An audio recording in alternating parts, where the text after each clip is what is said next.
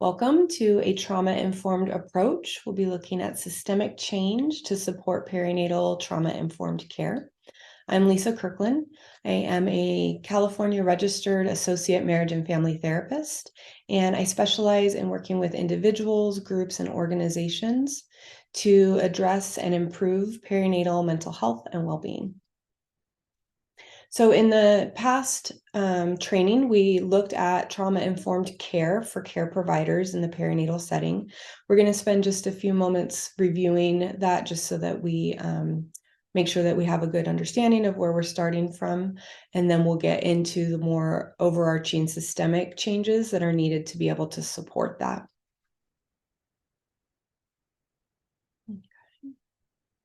So what is trauma-informed care? Trauma-informed care is a framework that takes into account the effect that past trauma can have on current behavior and the ability to cope, and it works to help minimize re-traumatization during healthcare encounters. And this is the definition of trauma-informed care from the Substance Abuse Mental Health Services Administration. So here we'll look at the key concepts that underpin trauma-informed care. So first we have the 3 E's. That's our conceptualization of individual trauma. We look at the event, the individual's experience of the event, and the lasting effects that it's had. The 4 R's are our assumptions of how we as care providers will interact and respond to patients with trauma or trauma histories. The 4 R's include realizing and normalizing past trauma, recognizing behavior as coping mechanisms, responding by creating a safer environment, and as always, seeking to avoid re-traumatization. And then the 6 principles are those that inform both trauma-informed care as well as the trauma-informed approach or the systemic approach. So we have safety, trustworthiness, collaboration, peer support, empowerment, and cultural sensitivity. And in the article, Integrating Trauma-Informed Care into Maternity Care Practice, authors Sperlich et al. Stated that with trauma and care, however, the full benefit of integrating care for trauma-related needs into maternity care will not occur without systemic implementation of the trauma-informed perspective. So here are some of the key reasons that trauma-informed approaches are needed to be able to support trauma-informed care in the perinatal setting. So we know that many patients have significant trauma histories, which impacts their health and their responsiveness to health interventions. Systemic practices and policies currently often interfere with achieving desired outcomes for mothers, birthing people, and infants. It also reduces, trauma-informed care reduces further traumatization and birth-related PTSD, and the need to address providers' mental health concerns. So these concerns would include compassion fatigue, vicarious trauma, and burnout. And we know that the care providers themselves must be cared for and supported in a trauma-informed way in their clinics and within the larger healthcare systems to be able to effectively implement trauma-informed services to their patients. So let's look at some of the goals of a trauma-informed care approach in perinatal care. So the main goal, or a main goal, of trauma-informed care and trauma-informed approaches is to use relationship-based care to foster reciprocal social connections among patients, their families, as well as staff and the care providers. This social connection creates a critical buffer to mitigate stress, promote resilience, and ultimately improve health outcomes. The next would be interprofessional collaboration in perinatal care settings so that trauma-informed care can span the continuum from preconception to antepartum, intrapartum, postpartum, as well as pediatric care settings.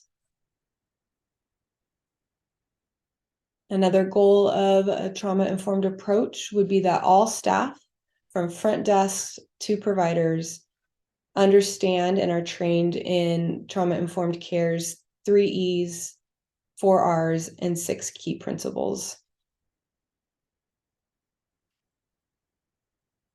And then lastly, there would be the goal to inform policy to create toxic and traumagenic interactions and circumstances between patients and providers so that both staff and clients experience the healthcare context as a safe and supportive environment. We know that the relationship between provider and patient is most important in being able to predict whether or not a patient after birth will have PTSD. So we know that the policies really need to support those interactions between patient and provider. So some systemic goals could include training the staff to support each other when they're challenging patients or adverse outcomes. You would work to develop organization-wide practices to use case conference or to consult regularly with senior colleagues for supervision. The system would provide environments for providers and staff to practice self-care to prevent vicarious trauma. And there would be the need to make psychotherapy easily and readily available for clinicians who themselves have a trauma history or are experiencing PTSD to improve their capacity to work with traumatized clients without being triggered or reactive. So look at some of the action steps that can be taken. So these action steps are going to require change at multiple levels and systemic alignment with the 6 key principles that we had reviewed at the beginning. These would include clinical training, enhancing screenings for both patients and providers, creating referral routines to trauma-informed care providers, establishing connections to trauma-specific interventions, bringing attention to trauma-related practitioner needs, and developing processes for evaluating the provision of trauma-informed care. And this is all while recognizing the constraints and barriers of time and financial resources, but a trauma-informed approach would really need to start to work towards implementing these different steps here. And the National Center for Trauma-Informed Care, it goes under the acronym of NCTIC. But if you go to their website, they also provide a mandate for technical assistance for a wide range of service delivery organizations. So they would have some different steps there that you guys could look at to see ways that you could more specifically implement these in your own particular settings. Okay. So with all of this information, right, we are looking at the different principles, we're looking at what the goals are, we're looking at action steps that can be taken. We'll take just a moment here to look at a case illustration of what a trauma-informed approach would look like for trauma-informed providers in the perinatal care setting. So we'll begin with those 3 E's. So starting with the event, right? We have our patient, Lily. Lily is a refugee from the Congo who was physically and sexually assaulted while her husband was away in combat. And from here, you would move to the next, which would be the experience of the events for Lily. So Lily disclosed to her midwife that she had told no one, not even her husband, even though she had severe nightmares and tried never to be alone after. The effects are that Lily experienced nightmares, hypervigilance, self-blame, and avoidance of her PTSD triggers. And then if we look at Lily and the effects specific to childbearing, we would see that due to her symptoms, the midwife would choose to administer the primary care PTSD screen for DSM-5, which the acronym is a lot less wordy. So that would be the PTSD-5. So that would be your screening tool. And then the midwife would move from there to the PCL-5, which is a 20-item scale. Lily then screens positive and screens highly enough on the scale to receive a provisional diagnosis of PTSD. And Lily shares with her midwife that she dreads being separated from her husband during labor and delivery. So that's kind of Lily in a nutshell. She's gone through some stuff. She has not really disclosed to anybody except for her midwife about what she's gone through. She has definite symptoms of PTSD, and the way that that's playing out in her childbearing and perinatal care is that she has a real fear of being separated from her husband during labor and delivery. So using a trauma-informed approach as well as trauma-informed care interventions, the midwife would realize the impact of the trauma as well as the potential for recovery and begin to recognize the signs and symptoms that Lily is displaying. So her midwife would respond by normalizing this need to have her husband with her. The midwife would reassure that he can attend all visits, planning with the couple for him to be present in labor, and then enrolling them in childbirth education together as a couple. The midwife also offers referrals for trauma-specific therapy like eye movement desensitization reprocessing therapy, which is more commonly known as EMDR. And so this would come from a clinician who specializes in perinatal mental health. So she makes the referral for Lily to get treatment for the PTSD. The midwife resists re-traumatizing by honoring the commitment to always keep the couple together when at all possible. The midwife collaborates and plans accordingly. She meets with the team's anesthesiologist regarding visitor presence during epidural placement so that Lily and her husband don't need to be separated, and it's already understood and agreed upon within the team that that will be a priority. Then the midwife discusses with Lily scenario B in the event that Lily and her husband must be separated. So the midwife will work to the best of her ability to make sure that she can keep them together so that she is honoring her commitment and being consistent in her words and actions. And she also will be trustworthy by acknowledging the fact that there are some situations where this might not be possible. So then they come up with plan or scenario B for if that were something that happens.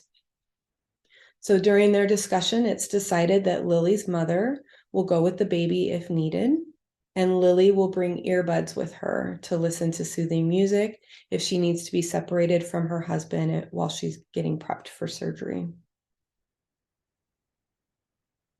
So here we can see how the midwife uses her own understanding of trauma-informed care to care well for her patient, but she also works within a trauma-informed approach system where everyone in that organization, the intake staff, the anesthesiologist, the different nurses, the childbirth education specialists, all of those people together work as a team.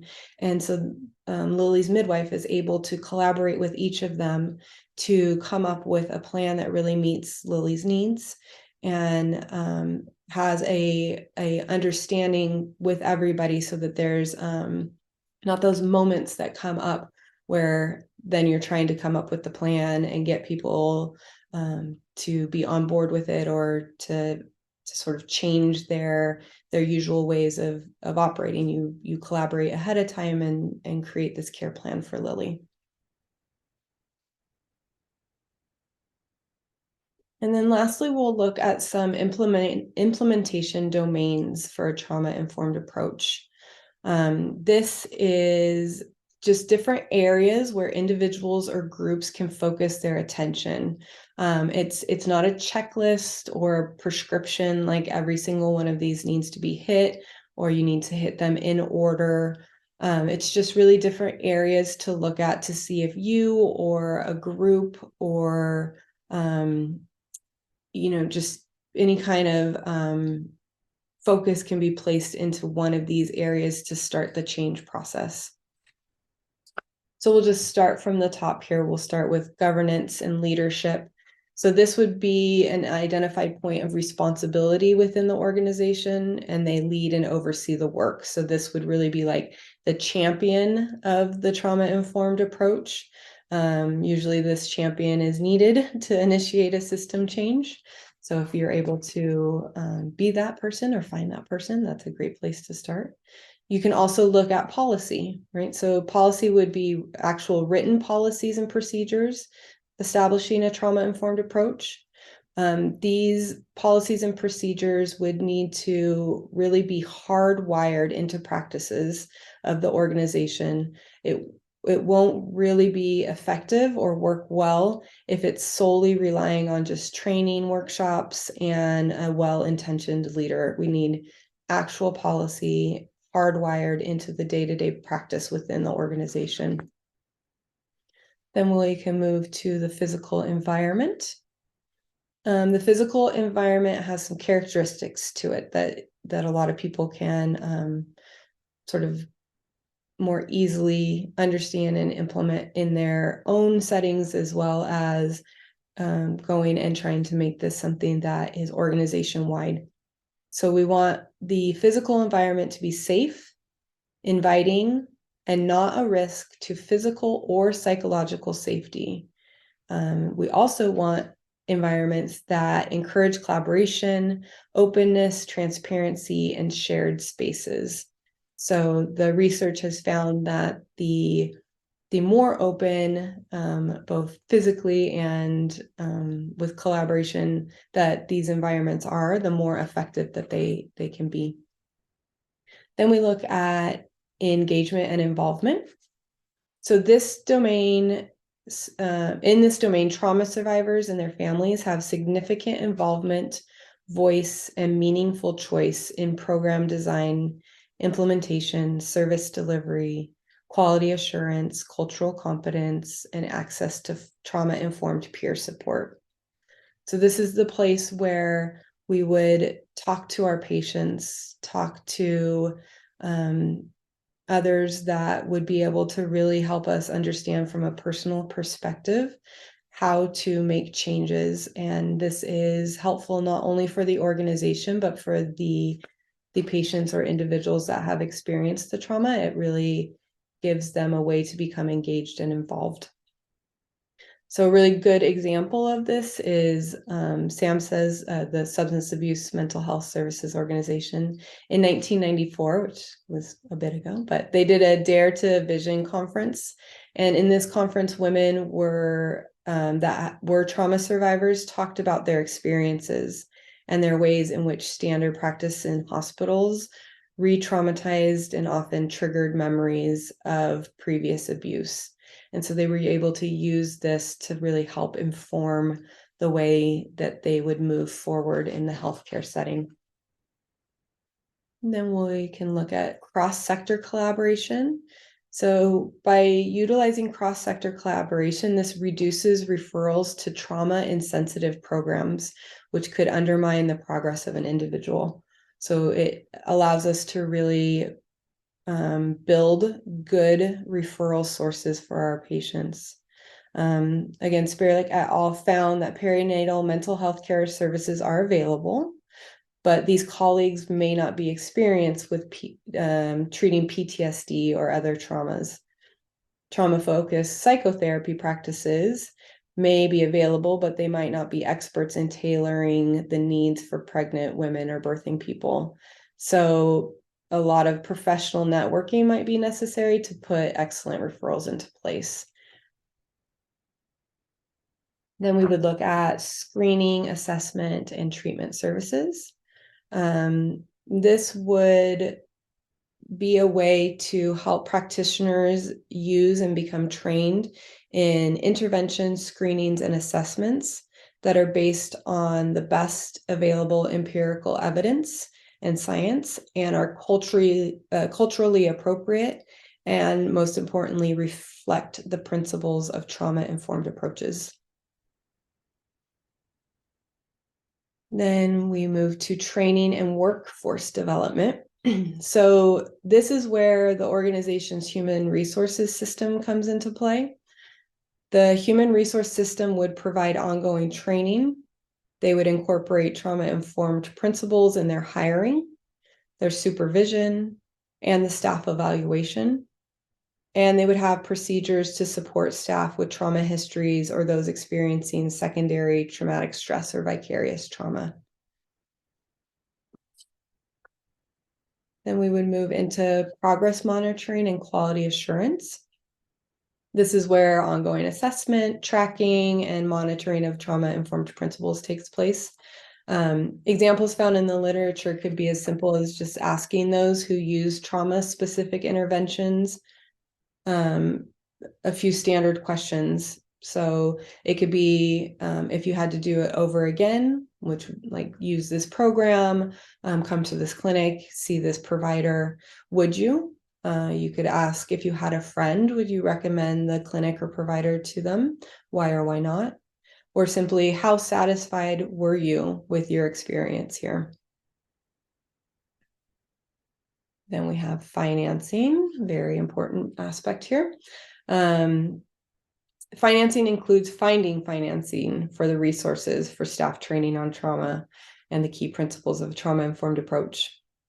Finances for the development of appropriate and safe facilities, the establishment of peer supports, provision of evidence-supported trauma screening, assessment, treatment, and recovery supports, and the development of trauma-informed cross-agency collaboration. So we can see how these start to impact and affect one another, right? So one could begin the starting point of change and then be able to move into these different areas as well. And so then lastly, we have evaluation. And evaluation are measures and evaluation designs that themselves reflect an understanding of trauma and appropriate trauma-oriented research instruments. So again, in the article from Sperlich et al., they noted that evaluations of specific interventions can also help make the case that these interventions are of value and warrant resources such as reimbursement. So again, we can see how the evaluation can move back into the financing, back into progress monitoring and quality assurance, workforce development, your screening, your right? Like everything can sort of flow into the next thing. So our final thoughts here are from, again, SAMHSA's Trauma and Justice. I realize I just put the wrong letter here. It should be an H. SAMHSA's Trauma and Justice Strategic Initiative. So our final thoughts: the pervasive and harmful impact of traumagenic events on individuals, families, and communities, and the unintended but similarly widespread re-traumatizing of individuals within our public institutions and service systems make it necessary to rethink doing business as usual. Many of the individuals have extensive histories of trauma that, left unaddressed, can get in the way of achieving good health and well-being.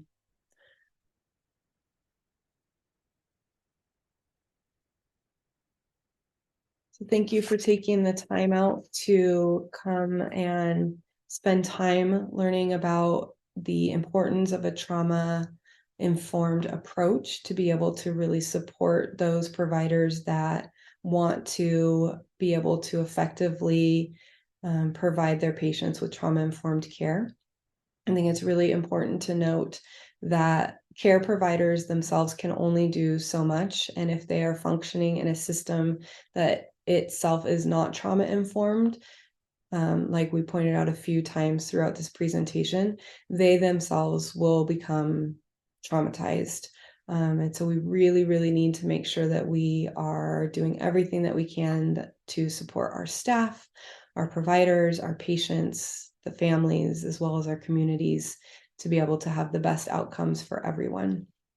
If there's any questions, or if you would like any more information, or if there's anything else that I could clarify for you, you're more than welcome to reach out. Here's my contact information. I would be happy to talk more about this, or maybe brainstorm ways that you would be able to specifically start to work towards change within your organization. So again, thank you and take care.